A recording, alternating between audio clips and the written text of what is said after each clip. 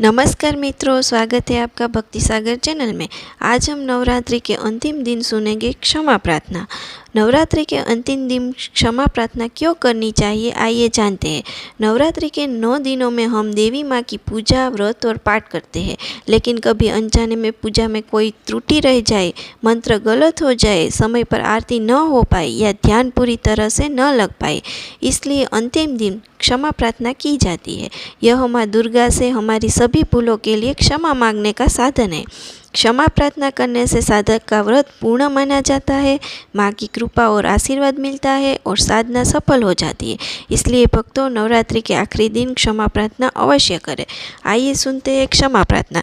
क्षमा प्रार्थना सुनने से पहले वीडियो अच्छा लगा हो चैनल को सब्सक्राइब करो और लाइक करो।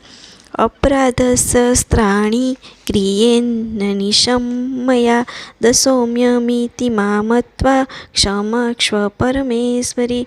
आवाहं न जानामि विसर्जनं पूजा चैव न जानामि क्षम्यतां परमेश्वरी। मन्त्रहीनं क्रियाहीनं भक्तिहीनं सुरेश्वरी। यत्पूजितं मया देवी परिपूर्ण तदस्तु मे। अपराधसततं कृत्वा जगदम्बिके चोच्चरेत्। या गतिः समवाप्नोति न ता ब्रह्मादयसुरा।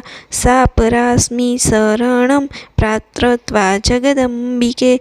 इदानीमनुकोप्यहं यच्छसि तथा कुरु।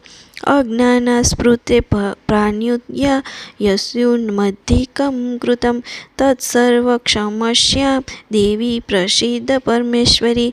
कामेश्वरी जगन्माता सच्चिदानन्दविग्रहे।